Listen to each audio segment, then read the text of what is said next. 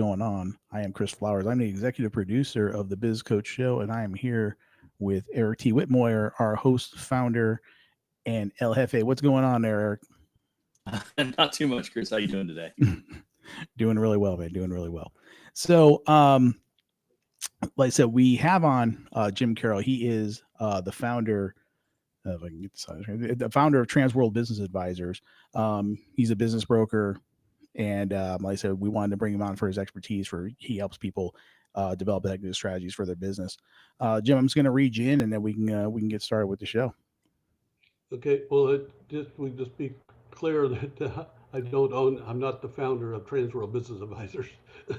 I'm an agent with Transworld Business Advisors. Okay, you're an agent. Okay, I apologize, and I just Yeah, gave you a field promotion, so there you I was go. going to say let's just call me a licensed business broker. You're That's a good enough. licensed business broker. There you go. There we go.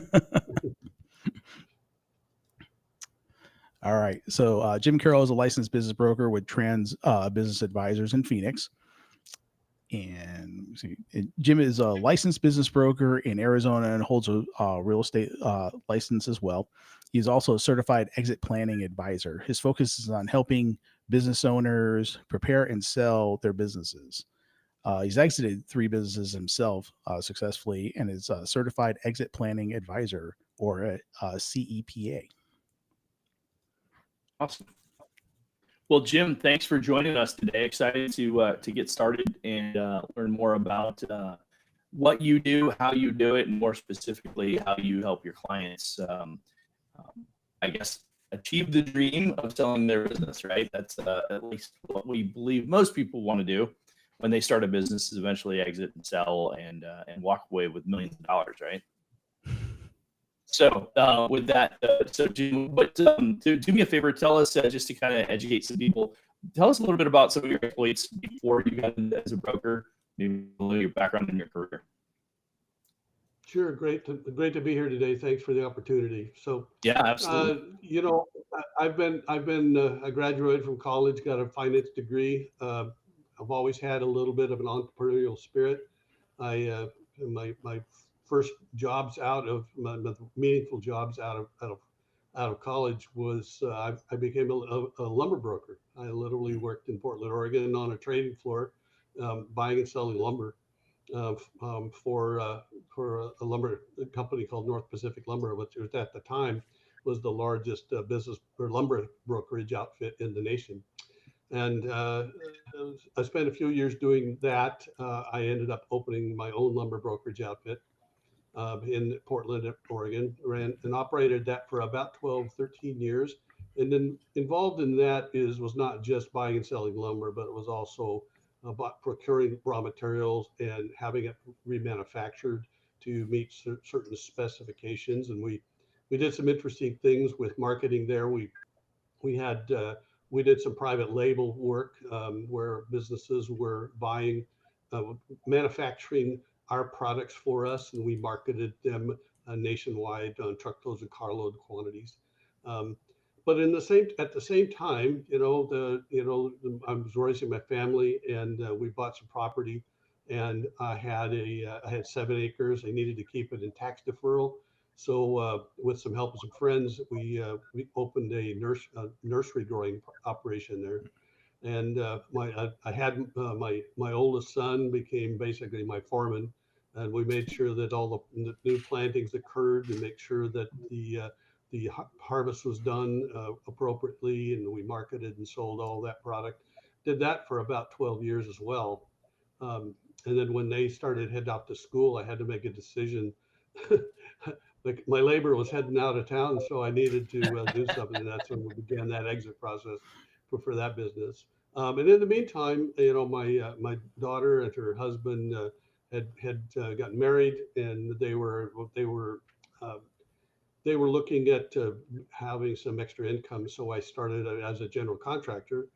We formed a contracting business where they built decks, outdoor decks with Western red cedar, composite materials in the Pacific Northwest. We did that for several years, and closed and sold that business just when we moved down here to Arizona. So that's kind of a little bit about my background and where I've come from. But I think the other thing that's important to note that after I closed and sold my businesses, sold and moved on from my businesses, I entered the corporate world and I went to work for several lumber and building material manufacturing companies at the corporate level and at the C-suite level, where I was responsible for the sales and marketing and some of the operations work at different companies. And when I stepped away from my full-time career about 3 years ago, and I had been doing consulting on the side, and I had seen how many business owners didn't know how to exit properly. Having gone through it myself, it was a challenge for me to be able to accept, help them, and that's where the certified exit planning, or CEPA, came into play. But in Arizona, you have to be a licensed real estate agent to be a licensed business broker. So I grabbed those credentials so that I could effectively be able to marshal people through the process. And believe me, it's a process. I've heard several people say over the years, it's like selling your house. No, it's not. I wish it was that close. simple. I think that's about it. Yeah. So that's my background. Appreciate that. Good insight. And I think, to your point, very valuable for us to identify. So you were actually doing the lumber during COVID. Oh yeah, no, I was Yeah. still working with we were setting prices and dealing with the ups and downs of supply chain, and demand was crazy. We Yeah. Surprisingly, during that period of time, my lumber trading, where I was going long and selling short, I'm sure that served you well. really important. Yeah, because we knew Yeah. when to buy, we knew how long to hold, we knew how long to, we were manufacturing, so we had the daily operations where you had to produce. We were producing 100,000 feet of material a day, and we had to make sure that we didn't overload in either raw material or finished goods. But we also had to navigate the ups and downs of markets. Crazy. Yeah. Yeah. Yeah. Absolutely. Well, and I think that's interesting too, because I think that, often in my experience working with business owners, the nuances of running a day-to-day business is one thing. When you add the added complexity of having to manage your raw material pricing on a day-to-day basis, it dramatically changes the business model. So during COVID, one of my clients was a wholesale lighting company, and the majority of their items were being manufactured in China, right? The vast majority of the products that they were buying were being manufactured in China. And because of the tariffs, right, it was like, yeah, well, that light was, $400 a unit. Now it's $700 a unit. And people were like freaking out. They're like, well, I just bid it out at my cost being $475 or whatever. I'm like, yeah, sorry, don't know what to tell you. It's but it was a tough dynamic. And ironically, with that client, I had signed on to be their president of sales. And so, trying to, bring in the product. And so one of the things we did, which you probably experienced this too, was we were buying stuff in bulk and throwing it into containers.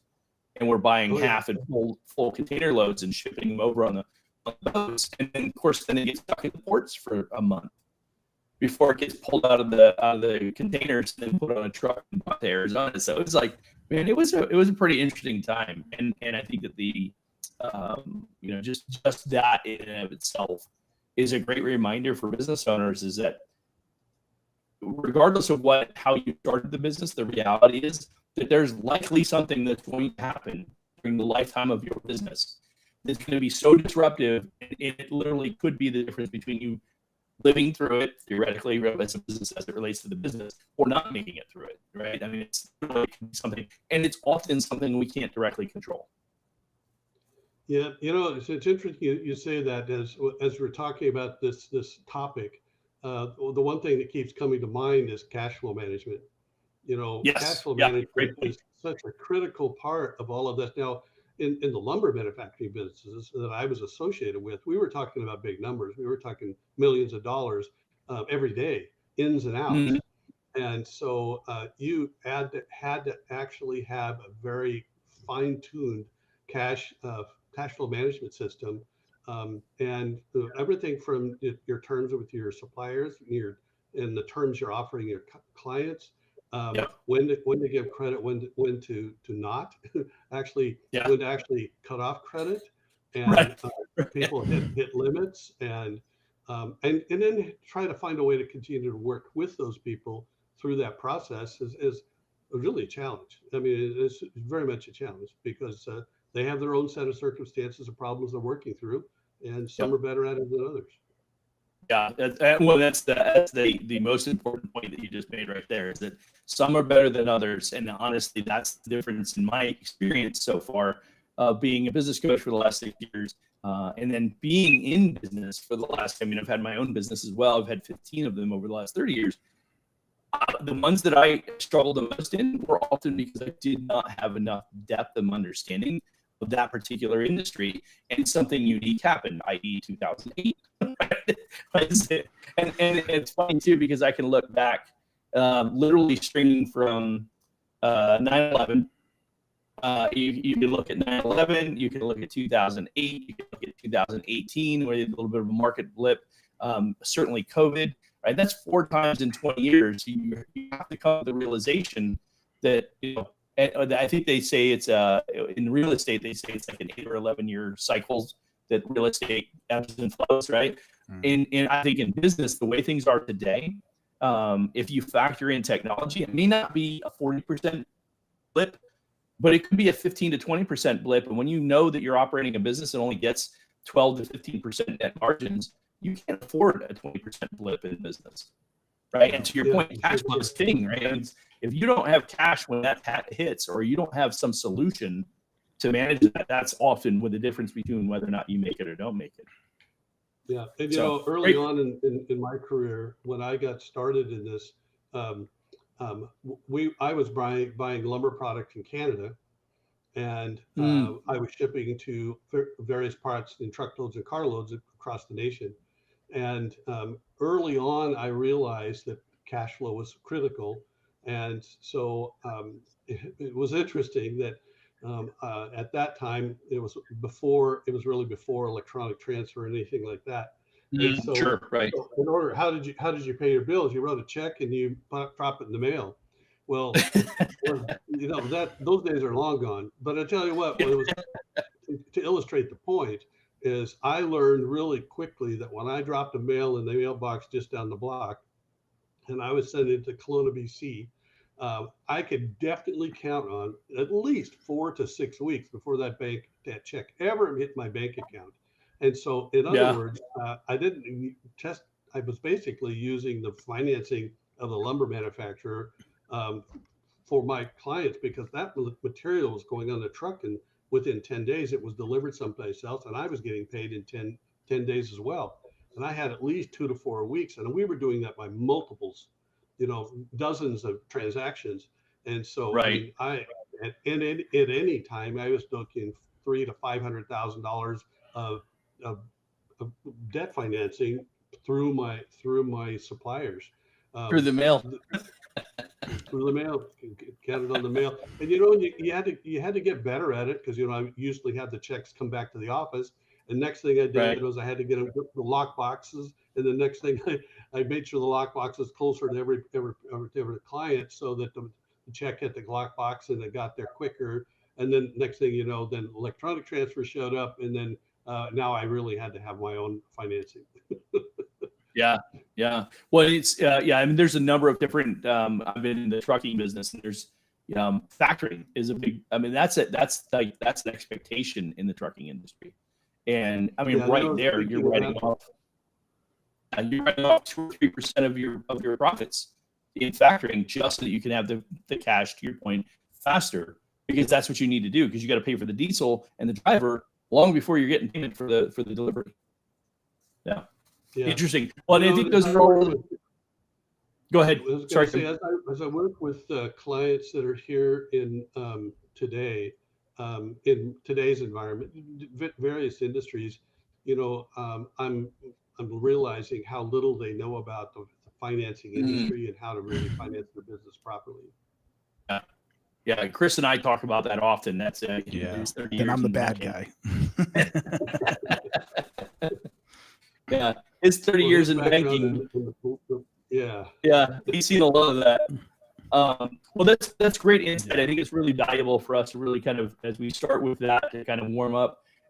There's a lot of things that we can take away from those experiences that both you and I have had.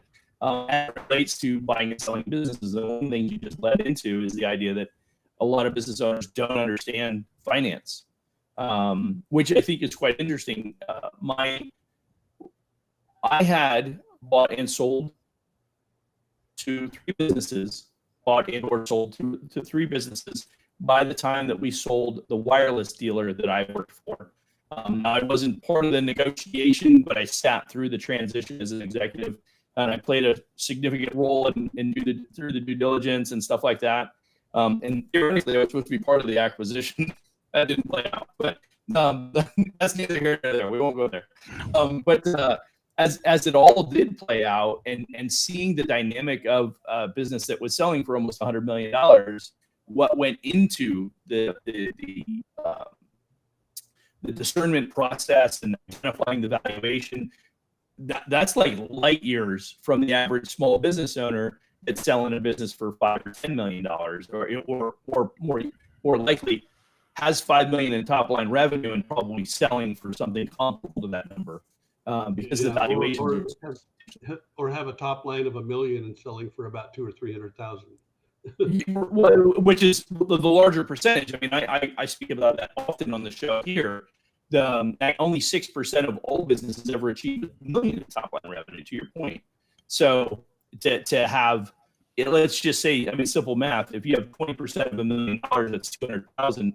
If you were to get a 3x EBITDA of a business that small, you're looking at like $600,000 payout, which is ironic because I've had that conversation with a client, and I'm like, you realize that's $600,000. That's, you've been living on $200,000 a year. You got like after taxes, maybe a year and a half, 2 years of runway, and then what are you going to do? Right. Yep. This is not a retirement strategy. Nope. So I hear it every day. Yeah. So with that, let's talk through that a little bit. Share some of the conversations that you've had, some of the opportunities that you had to kind of slow somebody's roll, so to speak, and help them identify that the value is not what they thought it was. Just some instant perspective on that, because I think that's really valuable for the people listening. So when it comes time for someone says, "Hey, I think I want to look at selling my business," and they reach out to someone like me, one of the very first things we do is we best way to say it is we do evaluation, but we also do even deeper. It's more of an assessment of their business. And I like to tell people that you have to think of your business as an engine. And that engine's output isn't power like it is with a car or a truck. It's actually cash flow. And what we're measuring is the power or the cash flow of your business that is coming from the engine. And some of those engines are 4-cylinder, some of them are 8-cylinder, some of them are 16-cylinder or bigger. And some of them have a lot more power than others. And you have to recognize who you are, and are all 4 of your cylinders working? You only have 1 or 2 of them are working, and what does that mean? So I go through the valuation process, and we start with financials. We want to make sure the tax returns and the company internal financials are in congruence, that they match, and it's definitely on the revenue side. What's that mean? And then how did they operate the business on the expense side, and where did they put their money and resources? Those are kind of things. And then you want to compare that to the tax return. And right off the bat, you're going to see whether the business is one is quote trustworthy for a buyer to be able to trust the documents, or they're going to have to dig very deep in how they operated, looking at a much deeper way to determine was what they're saying really true. And so that's where it comes through the process of one attracting someone to the business, but then it's once they've reached that attraction point and are ready to place an offer, the seller has to understand that the buyer is going to dig in very deep. And if you've been doing anything funny or shady or unknowledgeable, it's going to get found out during that due diligence process. Right. I just want to start laughing right now because like just remembering all the past conversations. Like, I know where the bodies are buried now. So you sure? Really? Exactly. And you know, the buyers, sellers quite often are unaware of how to value their business, but buyers are they never pay too much. They are looking for risk. They're looking to figure out what kind of risk I'm going to be taking my hard-earned cash to I'm going to risk it on this, and they're going to, you know, it's a little bit like Vegas. You know, how big of a chance am I taking? Right. Also, the lender's not going to pay a penny more than what it's worth. So really, you can want all the risk you want. You could bet on black all day long. Well, guess what? I got the checkbook. I'm the one telling you how much is how big of a check I'm willing to write for this business. Okay, and you're not paying a penny more. You know unless you're coming to the table with the cash. Right. Yeah. Sorry, guys, I'm getting a little bit of feedback or delay, so I'm hearing after. That's all right. But anyway, he was. Go ahead, Jim. Go ahead. Sorry. That's all right. Go ahead. Well, what I was going to say is that what you just described is the major problem that I run into, and that is I sit down, I work with them, I look at the financials, and I'm there to help them, and I'm not there to point fingers at things. And so many times you have to point out things that are detrimental to their value, and that's my job. And my job is to say, hey, listen, this is what the market is in reality is going to how they're going to look at your business. And so it's not helpful for me to just sweep it under the rug and avoid it and wait for somebody to tell you, oh, by the way, your numbers are off by a magnitude of 5 and see where we're going to go from there.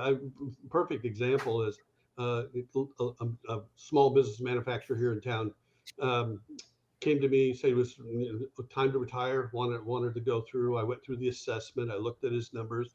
I came back, gave him a valuation, and he just was absolutely incensed that I was being disrespectful to him and his hard work and his history and everything. And this was early on, this was literally one of my very first deals. And I had never really experienced somebody being so vocally angry, and I just kind of acquiesced and said, listen, we can put it at the market of what you said, but the reality is that the marketplace is going to tell us what it's worth, and we're going to have to come to the realization real quick based on what people say. And we had great responses, and they literally were coming in with offers that were going to be half and maybe 45% of what the guy wanted. And then he looked at me and said, hey, Jim, what's your problem? And I'm going, I think my problem is you. Ain't my problem. I'm not the one trying to sell this business. That ain't my problem. Yeah. In fact, eventually it's still out there, not with me, and it's not sold. Yeah. It's been a couple years. Yeah. I was going to say that ironically, so the first instance I had where I was advising somebody that was looking to sell their business, and it was a very high level conversation, but it got to your point, right? I implied that it wasn't worth what they thought it was worth, and they're like, well, what do you think it's worth? And I'm like, what do you think it's worth? and they threw a number out there. And I'm like, you're crazy with Arizona heat because you aren't even in the ballpark. and to your point, Jim, earlier, the buyers are not going to buy a lot higher than what the business says it's worth. I mean, the math says what it says. If you have extra assets, you're like, I have a bunch of assets. Like in their case, they had a bunch of inventory. I'm like, that's great, except your inventory is like a year and a half old. You bought a bunch of stuff at a premium time and it slowed down, and now, oh yeah, guess what? The technology has changed, and the inventory is not worth what it was. As a matter of fact, at best, we're talking salvage value, which is 10 cents on the dollar. I said, so what you're attributing part of your business valuation on is inventory that you're lucky to get 10 cents on the dollar. So now redo your math and think about what your business is worth. And we weren't talking about a few $100,000. We were talking about $1.5 million difference. Yeah. Oh yeah. You know, it's interesting that you brought it up like that, because that mentality you just described, I hear often from business owners. But this goes back to that the subject of what's their business. Their business is an engine, and the only thing that's important for the engine is to operate is the operating parts. You know, and if the inventory was part of the operating parts, then it has value because it's going to turn into cash flow. Right. But for example, excess inventory is something I've run into. Someone takes an opportunity to buy a special buy like you described.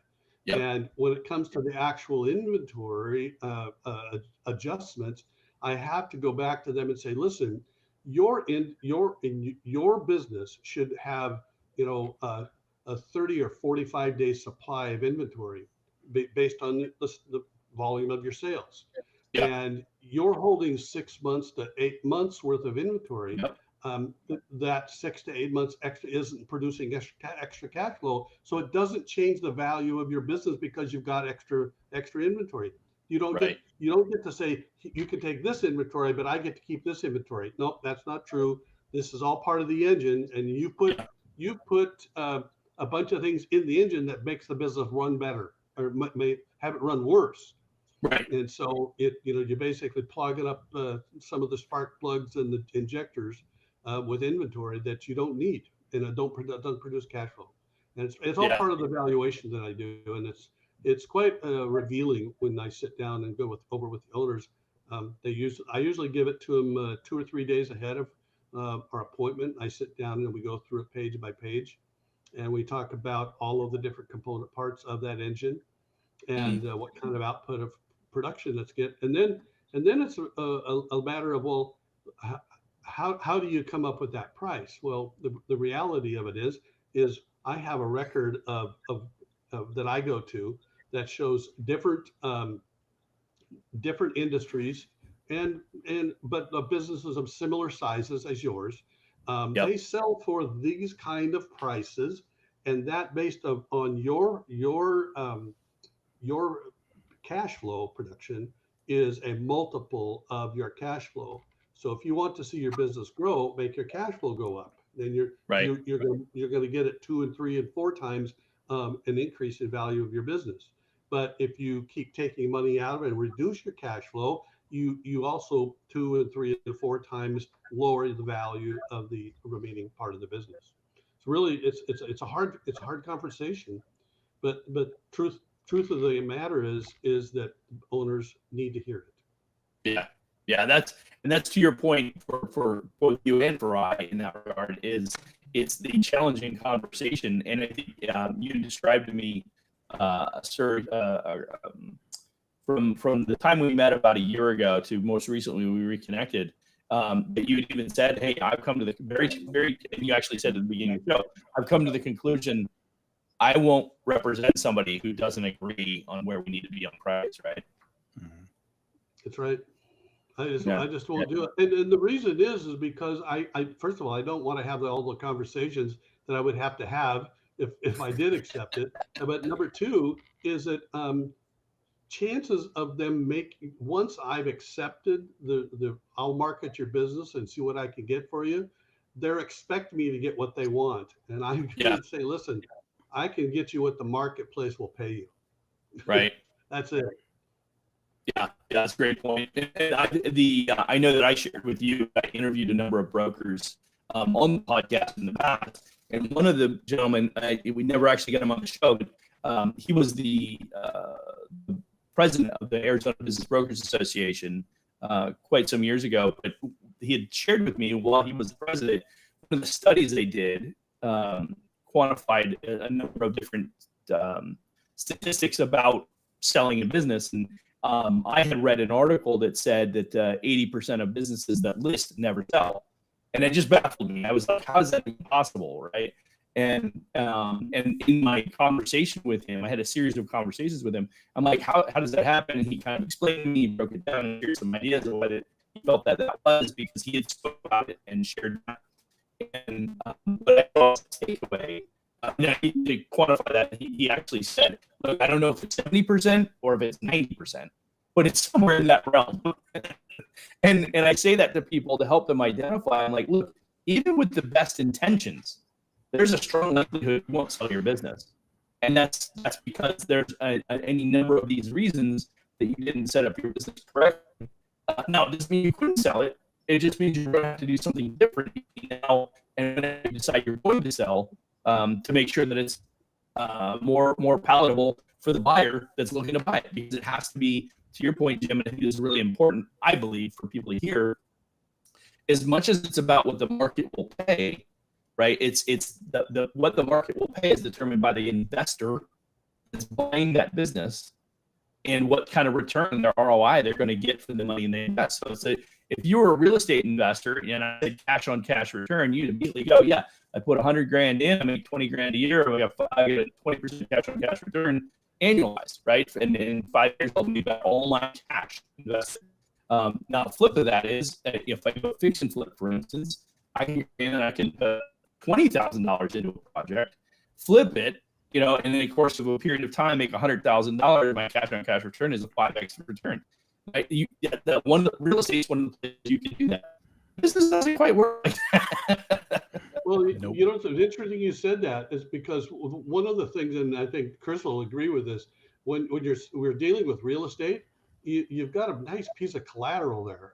Correct. Yes. If they default on it, you take the collateral. But right.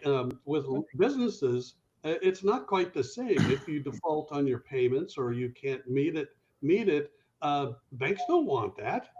What are they going to do with it? That's not an asset they can turn into cash. It's not like they've got an airplane that they can repossess or something. Right. Even still, like I said, being a banker is like, we're not in the real estate business, man. We're not, we're not here to buy and sell real estate. Okay. Yeah. So, but at least with real estate, the value doesn't run away. Exactly. A poorly run business can run from profitable to negative to dead in a year or two. Or less. Or less. Yeah. Yeah, or less. Yeah, and to your point, I think that's the problem with loaning on businesses specifically, or loaning to businesses for that. Because we help clients find cash to help grow and scale their business. And one of the things that I have to explain to them is like, look, they're going to loan what they can see a line of sight that you can pay within a relatively short period of time. And and when I say relatively short, we're talking a couple of years to 5 years max. I mean, like what Chris, and even in the biggest deals with something that's got a really good valuation, you're maybe 7 or 10 on an SBA loan. Mm-hmm. But generally it's 5 years or less, right? It's like, that's line of sight. I know that you should be likely, Jim, to your point, you won't run the business completely into the ground in the next 3 to 5 years. I should be able to get all my money back before you run into the ground. And that's how bankers associate. Yeah. There used to be some statistics out there that said that the number of businesses that start 10 years later, that's less than 5% are still entities that are operating. I think that number is still true. If it's not true, it's really close. Yeah. To have a 10-year run as an operating entity is a hard thing to do. It is. Yeah. The closest statistic I have to that is it's an SBA statistic that I pulled in 2023 the first time. It is 76% of businesses that start are still an operating entity 10 years later. So 76% are no longer in business 10 years later. So only 24% make it 10 full years. And even then, what does that mean? Does that mean that the business owner's scraping to get by and maybe making, because the average small business owner works 59 hours and makes 58 hours and makes $69,000 a year? Tell me somebody who wants to put in 60 hours a week and make 70 grand a year. No. I wouldn't do that for a job. I sure as hell wouldn't want to do it to run a business. Well, and today, when I put businesses on the market, especially for small businesses, I use prime. It's not like you could drop an ad in the paper Right. years Yeah. ago. You got to go online, and business buy sell is a 900-pound gorilla. But there's at least another 10 or 12 other electronic services like that. I put Mm. those businesses in those places, and that's where buyers are at. That's where buyers are looking. And so I make sure that the businesses that I'm representing, I make sure they're the places where buyers are at. But I get in any business that is showing revenue of over $1 million and showing annual profitability after taxes of about 300,000, I get inundated with calls. I mean, Yeah. inundated. And it's not quickly. Here's a perfect example. I had a business that went put on the market in April of this year, and the owner was convinced he was ready to go. So and I had pointed out some. He was in the contracting business, and he went to market. Revenue was about 12, 13 million, but his EBITDA was just about almost 4. He was doing really well. Wow. And the valuation that I had, based on his circumstances, the valuation was somewhere around 12.5 million. And he said, "Well, if I get 13 million, I'll be satisfied." So we put it on the market, and I decided to use a merger and acquisition process, which means that I went to market with no price and said, "You tell me what you're going to pay." Right. And the first offer was 15.5.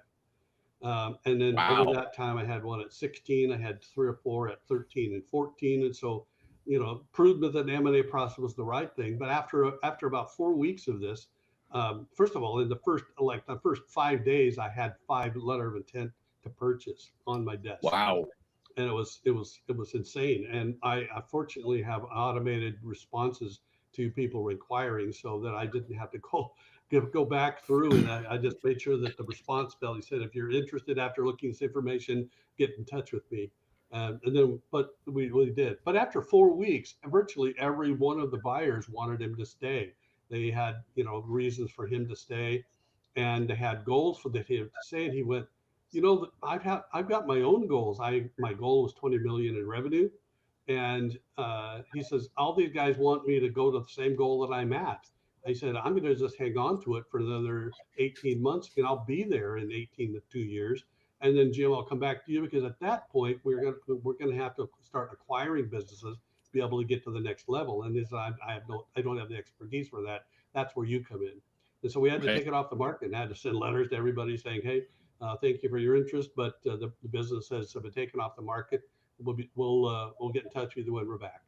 And it'll be another 18 to 20 months. And just like that. And then I've had other ones that I put on the market for the 300, 400, 500,000, and they're just not good operating businesses. I get zero response. I mean, really, 2 or 3 literally people, zero. and they don't even sign the non-disclosure, so I can't send them the information.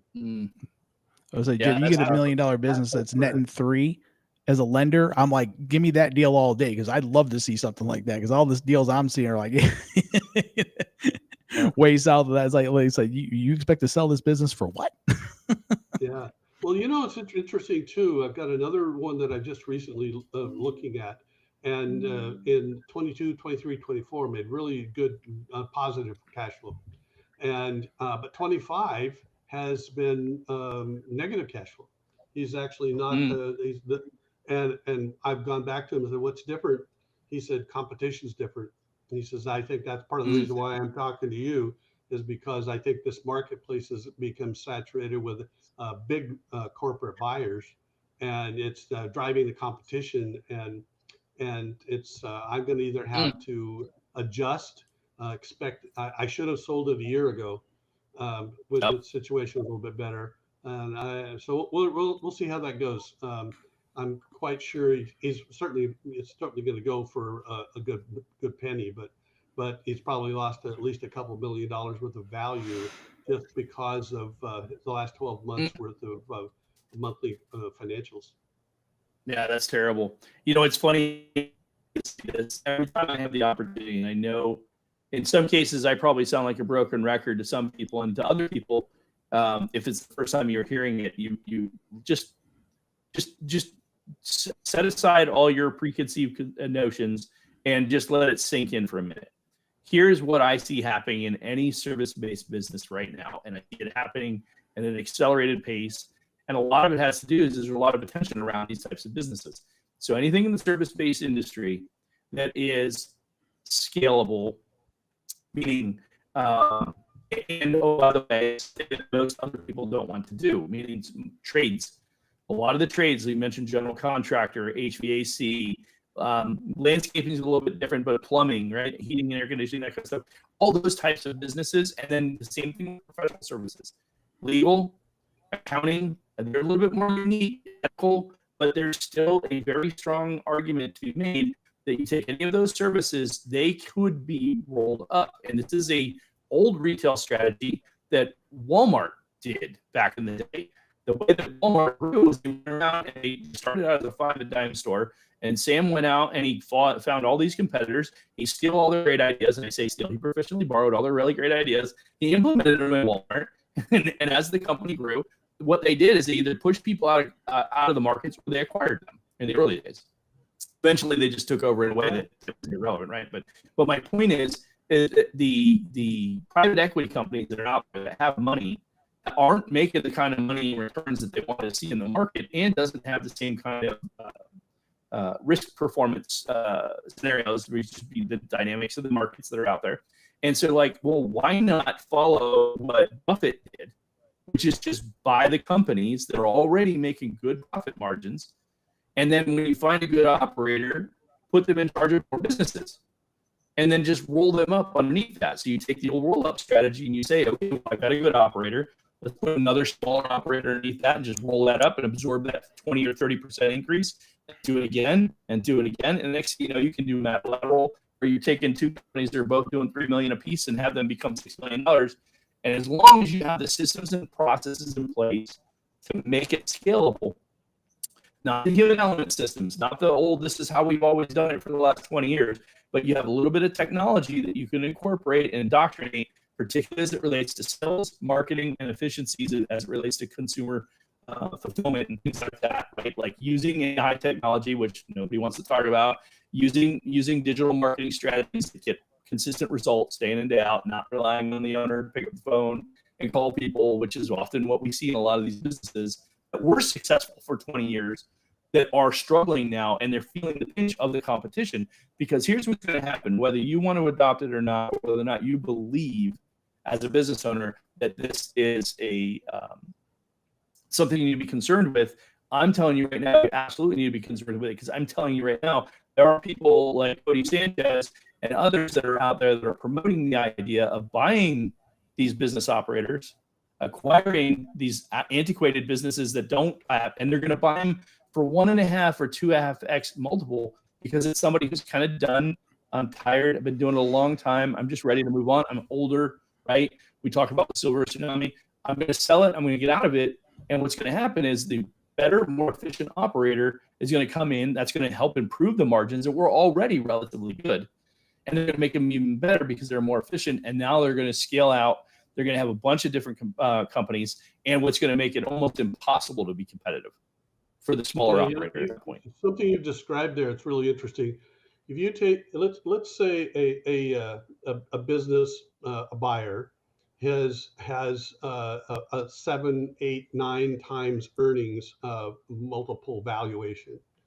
If that person were to take a business that's got a 1.5, 2.5 times earnings multiple value and buys that business and takes those earnings and puts them inside their business, and it instantly becomes worth automatically 7 or 8 times. Automatically, that's just because they're now inside a bigger up. And so what does that mean? That means that as a business broker, I need to understand and be able to help my people understand you're not the size of the guy that's going to buy you, and you're not going to get 7 or 8 or 9. In fact, he could pay more, so we have to get yours firmed up and doing well, so that we get 2 or 3 guys that are 7 or 8 or 9 coming back, because they're the ones that can pay 2, 2.5, 3, 3.5 times because they want you. But if Right. you're out there doing it on your own and there's nobody out there that's interested in buying it, it's take it or leave it. What's the price? Oh, it's lower than I wanted, but Yep. that's the only one I've got. Yeah. Yeah. And I share all of that because I literally watched this happen in the wireless industry. For anybody who's listening, if you've been in any wireless store in the last 25 years, I don't care if it's T-Mobile, Verizon, any of them, right? All the big brands, AT&T, they have their direct channel, which is the corporate-owned stores, and they have the indirect channel. And that indirect channel was made up at one time of 50 to 100 different dealers that operated anywhere from 1 to 8 or 12, in some cases 30 or 40 or 50 stores. Well, the companies that I worked for had 1, and then 3, and then 5, and then 7, and then 12, and they had good operational systems and good cash flow management. And able to go and find it. And so, okay, now we're at 25 stores. Well, this guy over here's got 3, and 1's a really good location, but he doesn't know what he's doing. Well, let's go offer him a buyout. Well, he's not going to buy it in the heyday when things are really good. But you know what happens when things go soft? He's like, oh, I need out. I'm over leveraged with inventory, or I got these leases and I can't keep up with it, or whatever. So you buy them out at 1.5 multiple, and immediately, to your point, Jim, they become a 3x multiple because that's where we're at. So we buy them out at 1.5, and we're happy to do it at 1.5 all day long. To your point, fast forward, good value. Good value. That's a smart buying. Yeah, exactly. And then we go one step further, and this is what you referenced. Now we're 100 stores, and we're doing $75-80 million in top line revenue. And that same operator who's got, let's say, 12 or 15 stores, I only want 7 or 8 of them. I don't want all 12 of them. I'll make an offer on 7 or 8.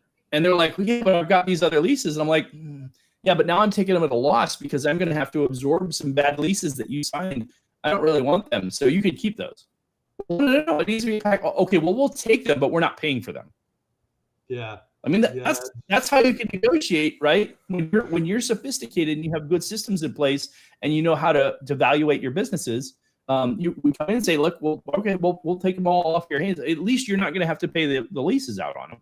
And so we'll absorb them in. But to your point, the reason we were willing to do it is because now we're not talking about a 3x multiple. Now we're talking about a 5 or a 5.5x multiple. Yeah, so happy to pay 2.5 on it if I know it's immediately going to be worth 5.5x. I learned that in the retail business, and that's what I say today. That's what's really going to impact these professional industries in the next 3 to 5 years. Well, I think in some of these cases we're probably getting close to that. But so I want to kind of go back to something you said there. You've talked about systems and processes.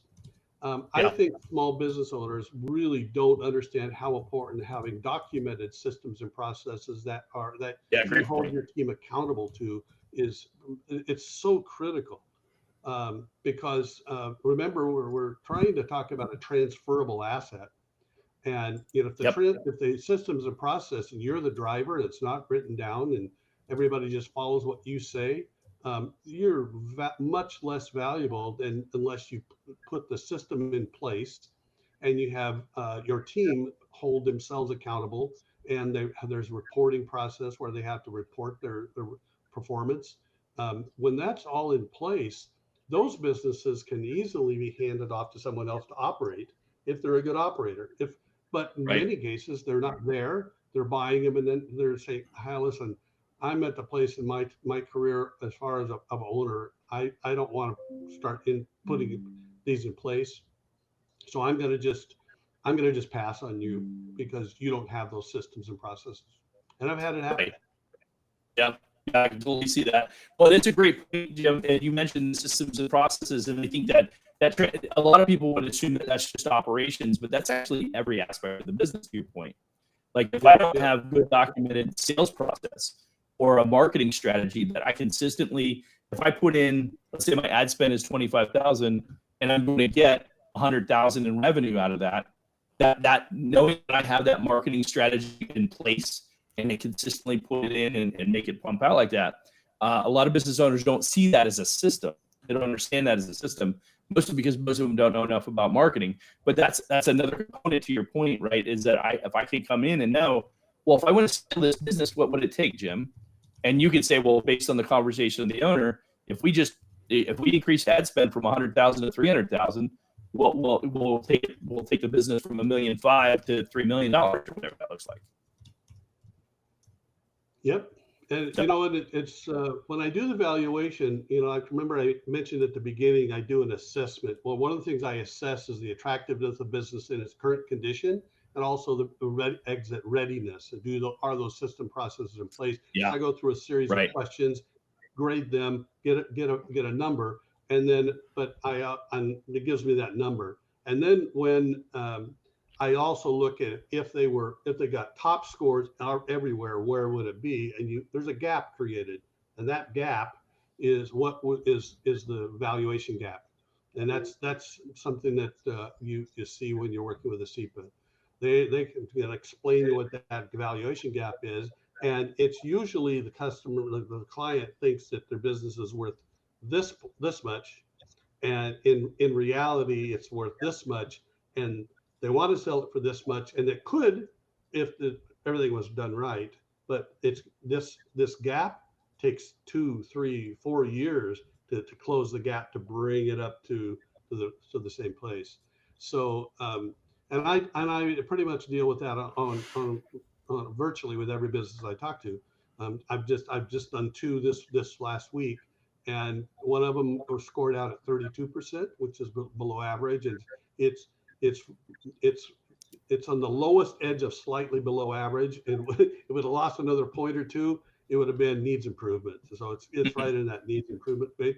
Whereas the other one scored out at 62, and it's in the middle to high end of slightly better, but it's getting close to into the best in class type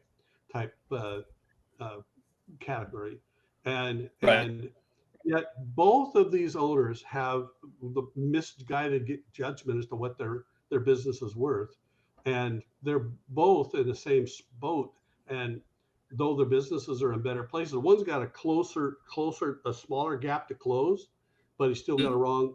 He thinks his business is above the valuation of even if he was perfect, and the other guy didn't even know that there was a gap there to work on. Right. So it was like, and I mean, as a business, that's your world, Eric. That's not my world. Yeah. That's when I give you a call and say, Eric, this guy over here needs your help. He needs to understand what all this is all about. Yeah, I appreciate that. Well, so Jim, let's kind of as we look at kind of coming to an end here, what are some of the key things you referenced your process that you lead your clients through to help them identify valuation? What are some of the key things that you really challenge people on? I know we've talked about a few, maybe some of them, and then any other tips that you would throw out there for somebody who maybe is in business today, is considering selling. Hopefully they didn't just wake up today and say, look, I want to sell my business, because you and I both know that probably doesn't work out so well. But if they're thinking about, hey, I think I might want to sell it, what's the right amount of time, and what are some of the things they should be thinking about? Well, first thing, you should be thinking 2 to 3 years out.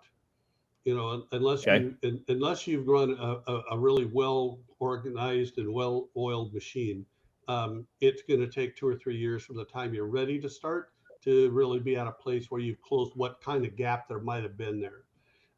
That's number one. Number two, you have to understand what buyers want to buy. Remember, buyers are buying the future cash flow of the business, and your job is to create a transferable organization so that the buyer can buy and transfer the value that you created to themselves. And I've had this conversation with them before. Well, why do you need my financials for the last 5 years, or why do you need my tax returns?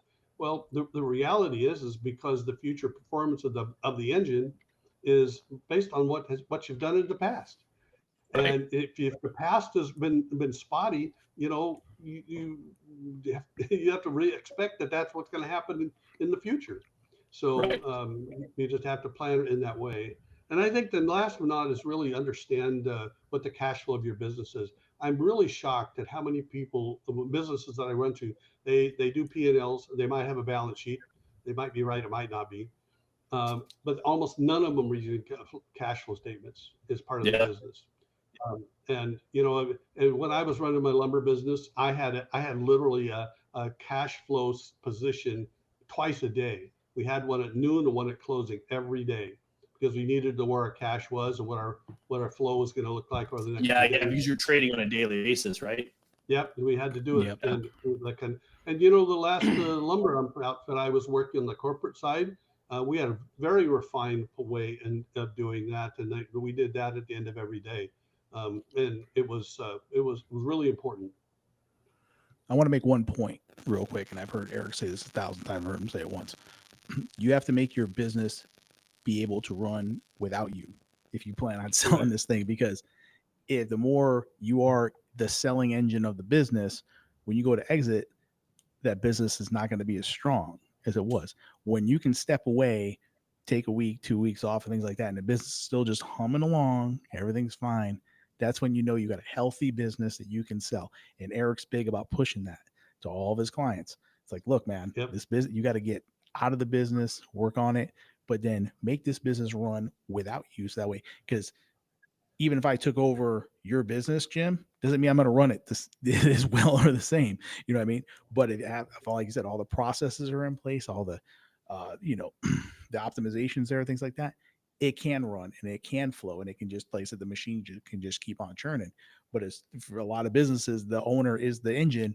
And Jim, when you walk away, the ship sinks. So you got to make sure you're prior to you wanting to sell it, you got to make sure that thing can hum along.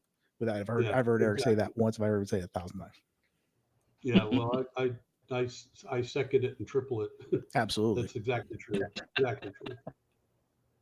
Yeah, appreciate that. Yeah, I'll the one thing, and I really appreciate the conversation today, Jim, because I think that it's you and I are very much aligned in the way that we see things as it relates to business owners and some of the frustrations that we struggle with in regards to helping them identify the valuation, helping them identify the things that they might do differently so that they can get a better valuation.